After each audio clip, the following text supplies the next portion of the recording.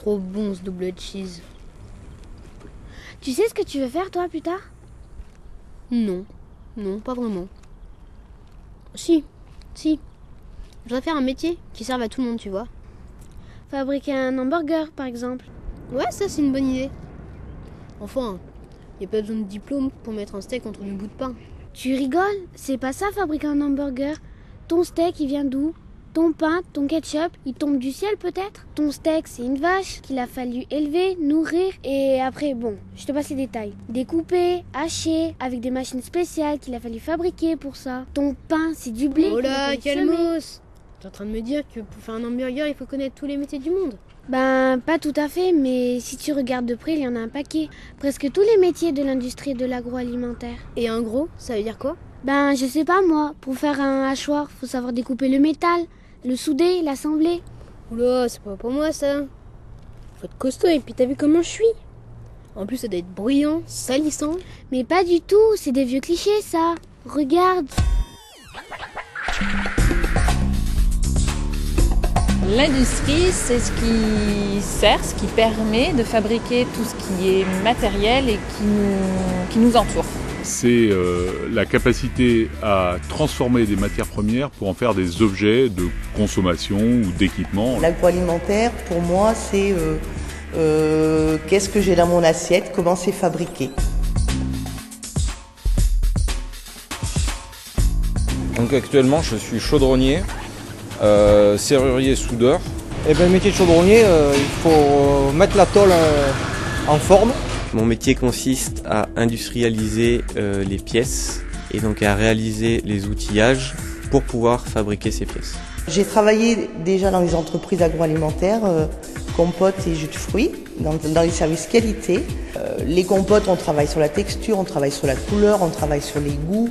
Ce que j'aimerais faire plus tard, c'est chef d'équipe dans la section agroalimentaire.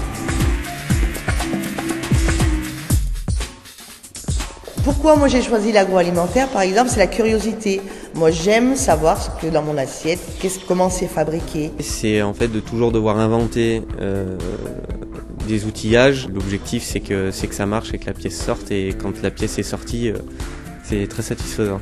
C'est une sorte de satisfaction en fait de créer des pièces qui vont se monter plus tard sur des avions, sur des voitures. Mon métier, c'est une vraie passion. Ah ouais, moi je m'éclate dans mon boulot, ouais, ça c'est sûr. Au départ, oui, on a beaucoup d'a priori parce qu'on pense que ça va être un milieu très bruyant, et chacun dans son coin. C'est pas forcément un métier où on travaille à la chaîne. Là, on fait quasiment des pièces, on fait que des petites séries. C'est pas un métier monotone puisqu'on a sans arrêt de nouvelles pièces qui viennent. Et même sur d'anciennes pièces, on essaye toujours d'améliorer la fabrication, de trouver de nouveaux trucs. L'industrie a bien évolué dans le sens positif. Les ateliers sont de plus en plus ouverts, propres, calmes et un peu plus lumineux. Donc il devient plus agréable de travailler à l'heure actuelle dans des ateliers industriels. L'environnement du travail est vraiment propice à quelque chose de bien, quoi. Alors, dans l'industrie, il n'y a pas que des hommes. Même si dans le secteur mécanique, il y a plus d'hommes, on a aussi de plus en plus de femmes qui intègrent ce métier. N'importe quelle fille peut faire ça. C'est pas dur, quoi, physiquement, tout ça, ça va. Au niveau du recrutement, à l'heure actuelle, on recrute autant de femmes que d'hommes. Des fois, elles sont plus fines, ouais. Dans le travail, elles ont une meilleure finition que les hommes. On n'est pas sans arrêt en train de taper sur une tôle comme des brutes. Faut même des fois taper vraiment doucement et il n'y a pas besoin d'avoir une force pas possible pour pouvoir faire un métier comme ça. Ouais, c'est vrai qu'on manipule des choses un peu lourdes, mais maintenant on a des moyens de manutention qui sont relativement simples et c'est assez facile de manipuler les choses, quoi. Il n'y a pas de problème, quoi. Selon les métiers, il y a des formations très courtes, du CAP, du bac professionnel, et des formations un peu plus longues, 2 ou 3 ans après le bac, ou alors des formations à ce moment-là d'ingénieur, donc après 5-6 années d'études. Dans notre entreprise, les gens qui gagnent le plus d'argent, les salariés qui gagnent le plus d'argent en moyenne, c'est pas dans les bureaux, c'est dans l'atelier. Donc aujourd'hui, ce sont des gens qui en salaire mensuel peuvent tourner entre 1500 et 2200, 2300 euros en moyenne. Alors là, je suis bluffé. Moi, je croyais que dans ces usines-là, il n'y avait pas encore la couleur. C'est parce que tu es resté sur des vieilles images du 19e siècle. Et il y a du boulot là-dedans? Bien sûr, et même de plus en plus. Écoute.